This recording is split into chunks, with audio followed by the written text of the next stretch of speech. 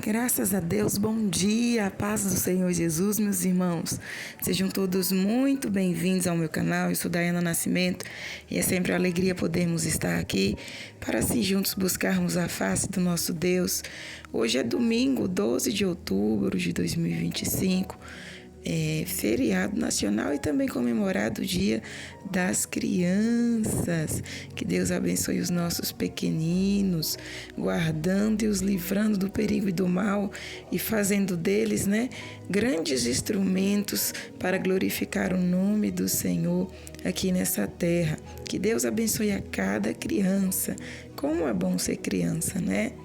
Como é bom. Eu acredito que é uma das fases que todos nós gostaríamos de retornar à infância. Mas glória a Deus por tudo. Vamos lá. Ontem, irmãos, eu não pude estar aqui devido a algumas ocupações pessoais. Eu não consegui estar aqui juntamente com os irmãos. Mas hoje nós vamos prosseguir no nosso propósito, que é a leitura do Evangelho segundo escreveu Marcos. E sendo assim, nós estaremos lendo hoje o capítulo 1 do Evangelho segundo escreveu Marcos, o Santo Evangelho de Marcos. Que Deus em Cristo abençoe sua vida e de toda a sua família. Neste domingo eu falo diretamente de Brasília, Distrito Federal. Fique à vontade para fazer seu pedido de oração, deixando aí nos comentários. Fique à vontade para compartilhar este conteúdo, tá bom?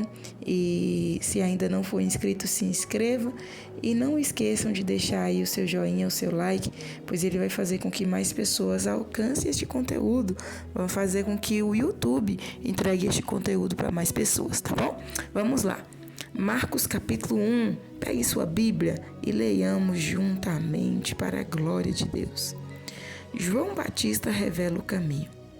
Aqui começa a boa notícia de Jesus Cristo, Filho de Deus.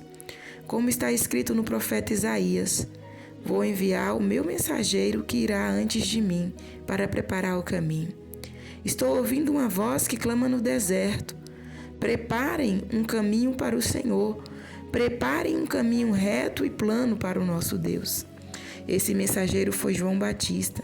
Ele batizava no deserto e ensinava que todos deviam ser batizados, como demonstração pública da sua decisão de voltar as costas para o pecado, para que Deus os perdoasse. Gente de Jerusalém e de toda a Judéia ia para os lugares desertos da Judéia para ver e ouvir João. E quando confessavam seus pecados, ele os batizava no Rio Jordão. A roupa de João era tecida de pelo de camelo, e ele usava um cinto de couro. Gafanhotos e mel do campo eram a sua comida. A mensagem de João. Esta era a sua mensagem. Em breve chegará alguém que é muito mais importante do que eu. Tenho que não sou digno de abaixar-me e desamarrar as correias das suas sandálias. Eu batizo vocês com água. Só um momento. Eu batizo vocês com água, porém ele os batizará com o Espírito Santo. Jesus é batizado. Então, em um daqueles dias, Jesus veio de Nazaré da Galileia e foi batizado por João no Rio Jordão. No momento em que Jesus saiu da água, viu os céus abertos e o Espírito Santo na forma de uma pomba descendo sobre ele. Uma voz dos céus disse: Você é meu filho amado, você é minha alegria. Jesus é tentado. Logo depois, o Espírito levou Jesus para o deserto, onde ficou por 40 dias sozinho, em meio aos animais selvagens. Ali ele foi submetido às tentações de Satanás, e os anjos vieram e cuidaram dele. Jesus convoca seus discípulos. Mais tarde, depois que João foi preso, Jesus foi para a Galileia a fim de pregar as boas novas de Deus. Finalmente chegou o tempo, anunciava ele. O reino de Deus está próximo, arrependam-se dos seus pecados e creiam nesta gloriosa mensagem. Um dia, quando Jesus estava andando ao longo da praia do mar da Galileia, viu Simão e seu irmão André lançando as suas redes, pois eram pescadores por profissão. Jesus os chamou: venham, siga-me, e farei de vocês pescadores de homens. No mesmo momento, eles deixaram as redes e o seguiram. Um pouco mais adiante, na praia, ele viu os filhos de Zebedeu, Tiago e João, em um barco remendando as redes. Jesus chamou os dois e imediatamente eles deixaram o pai Zebedeu no barco com os empregados e seguiram a Jesus. Jesus ensina na sinagoga. Jesus e seus companheiros chegaram à cidade de Cafarnaum no sábado de manhã. Foram à sinagoga e ali começou a ensinar. Todos ficaram admirados com o seu ensino, porque ele falava com autoridade e não como os mestres da lei. Achava-se presente ali um homem possesso de um espírito imundo que começou a gritar: por que o Senhor está nos incomodando, Jesus de Nazaré? Veio para nos destruir? Sei quem é o Senhor, o Santo de Deus. Jesus repreendeu o espírito imundo. Cale-se e sai desse homem. O espírito imundo deu um grito forte, agitou violentamente o homem e saiu dele. O espanto tomou conta de todos e eles começaram a discutir o que tinha acontecido. O que é isto? É um ensinamento novo com autoridade? Imagine, até os espíritos imundos obedecem às ordens dele. A notícia a respeito dele espalhou-se rapidamente por toda a região da Galileia. O poder de Jesus sobre doenças e demônios. Depois, quando saíram da sinagoga, ele e os seus discípulos foram para a casa de Simão e André, onde encontraram a sogra de Simão doente, de cama, com febre. Imediatamente falaram a Jesus a respeito dela. Ele foi para o lado da cama dela, tomou a sua mão e a ajudou a levantar-se. A febre a deixou e ela começou a servir a todos. Quando o sol se pôs, o povo levou os doentes e os endemoniados a Jesus para serem curados. Uma enorme multidão da cidade de Cafarnaum juntou-se do lado de fora da porta. Então, naquela noite, Jesus curou um grande número de pessoas doentes e expulsou muitos demônios. Ele não deixava que os demônios falassem, porque sabiam quem ele era. Jesus retira-se para orar. No outro dia de manhã, Jesus se levantou antes do amanhecer e foi sozinho a um lugar deserto para orar. Mais tarde, Simão e os outros saíram para procurá-lo e, ao encontrá-lo, disseram: todos estão perguntando pelo Senhor. Porém, ele respondeu: devemos prosseguir para outros lugares aqui por perto e apresentar-lhes também a minha mensagem, porque foi para isso que eu vim. Então ele viajava por toda a província da Galileia, pregando nas sinagogas e libertando muitos do poder dos demônios. A cura do leproso que creu. Um leproso veio, ajoelhou-se diante dele e suplicou: se o Senhor quiser, pode curar-me. E Jesus, levado pela compaixão, estendeu a mão, tocou nele e disse: sim, eu quero, seja curado. Imediatamente a lepra desapareceu e o homem ficou curado. Jesus então lhe disse energicamente: vá pedir para o sacerdote que examine você. Não pare pelo caminho para falar com ninguém. Leve com você a oferta que Moisés mandou que um leproso apresentasse, para que sirva de testemunho. Mas enquanto o homem seguia pelo caminho, começou a espalhar a boa nova de que estava curado.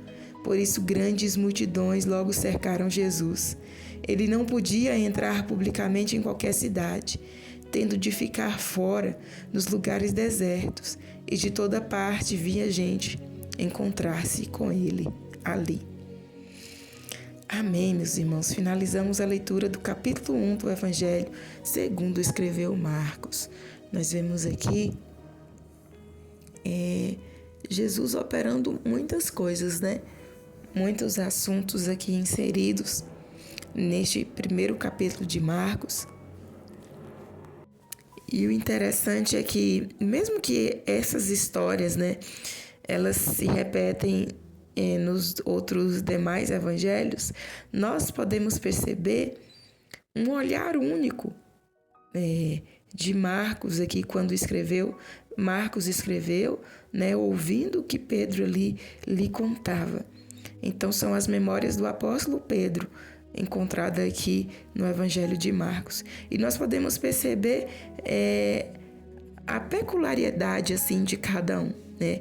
Enquanto Mateus, que foi também uma testemunha ocular, que foi um dos 12 discípulos de Jesus, um dos 12 apóstolos, né?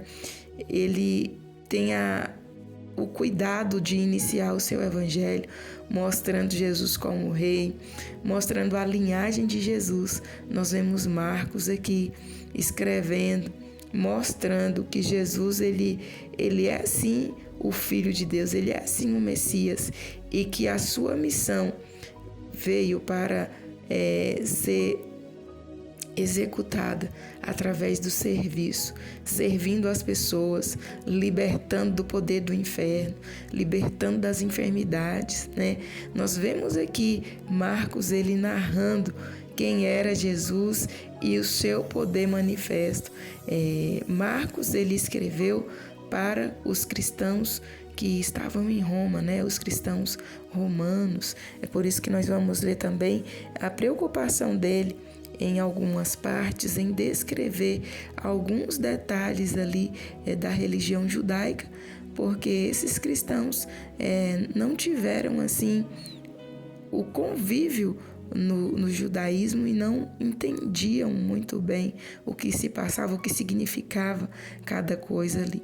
Mas, no entanto, nós sabemos que esse evangelho serve também para as nossas vidas e podemos ficar maravilhados com cada detalhe da palavra do nosso Deus, em saber que ele veio como servo para servir as pessoas, libertando-as do poder da morte, do inferno, do pecado e dando também saúde, né? Dando aí liberdade em todos os aspectos. E, meus irmãos, eu fico assim, olhando, né, esse detalhe aqui da casa de Pedro, né, da sogra dele. Nos demais evangelhos nós vamos ver apenas registrando que Jesus curou, né, a sogra de Pedro. Mas aqui nós vemos, né, uma narração de quem realmente ali viveu, estava perto e tem a sua memória bem viva, porque foi algo que aconteceu com ele. Nós vemos aqui falando de detalhes, né? Olha, ela se encontrava de cama com febre e Jesus se aproximou dela curando, né? E ela se levantou e começou a servir a todos. E depois aquela casa se tornou um ponto de encontro, um ponto para que as pessoas viessem receber da parte de Deus. A notícia se espalhou, é como se ali agora se tornasse um hospital, né? A palavra de Deus nos diz que o povo levou os doentes e os endemoniados a Jesus para serem curados. Imagina a multidão, né? Não sei o tamanho da casa dessa irmã, da sogra de Simão Pedro, mas eu sei que lá se tornou um ponto de milagre, um ponto onde Jesus estava ali atendendo e manifestando da sua graça e misericórdia sobre a vida daqueles que se achegavam a Ele para serem curados, para serem libertos. E hoje não é diferente. Todos quantos se achegam a Jesus para serem libertos, salvos, curados, são atendidos, porque o nosso Jesus é o mesmo ontem, hoje e eternamente o será. E nós vemos aqui o cumprimento das profecias, né? Quando fala de João Batista, nós vemos o que está narrado lá em Isaías, que nos diz sobre a voz que clama no deserto, preparai o caminho do Senhor. Nós vemos também se cumprindo aqui nesses versos, né? Malaquias 3:1, que também fala sobre João Batista, que é o preparo do caminho para o Senhor. Quando Jesus ele desce as águas batismais e se batiza, nós vemos o cumprimento das promessas de Salmos e de Isaías, Salmos 2:7, Isaías 42:1. A tentação no deserto nos lembra os 40 anos que Israel esteve no deserto, né? Sendo provado ali por Deus. E podemos também perceber que o reino de Deus anunciado por Jesus, ele cumpre as promessas de restauração esperadas desde os profetas. E podemos confiar que em breve tudo há de se concretizar. E algo interessante a se destacar, meus irmãos, que este reino, né, anunciado por Jesus, ele não é algo que é irreal, não, mas ele já está entre nós e ele já pode ser vivido por cada um de nós, né? E nós podemos sim proclamar o reino dos céus. Quando a palavra nos diz: arrependei-vos e crede, porque o reino dos céus, né, já está entre vós. E o reino de Deus, ele já está em ação, né? Quando ele resgata o que estava perdido, quando ele restaura o homem na sociedade, né? Tudo isso mostra o que? O reino de Deus em movimento, o reino de Deus em ação. E que venhamos estar atentos, porque nós somos os agentes do reino dos céus, os agentes desse reino, né? Nós vamos ficando aqui com essa meditação, que o Espírito Santo fale melhor em cada coração e que possamos crer que Jesus, ele permanece o mesmo e ele não nos abandona e é poderoso para curar tanto enfermidades físicas como as enfermidades da alma, as enfermidades espirituais. Então creia e coloque diante do Senhor o que se passa contigo, porque ele é poderoso e fiel para fazer na sua vida, assim como fez lá no passado, ele também é poderoso para fazer hoje. Pai querido, eu te louvo, te agradeço por mais essa oportunidade que nos concede, pelo teu grande amor, pelo teu favor, pela tua infinita bondade e misericórdia.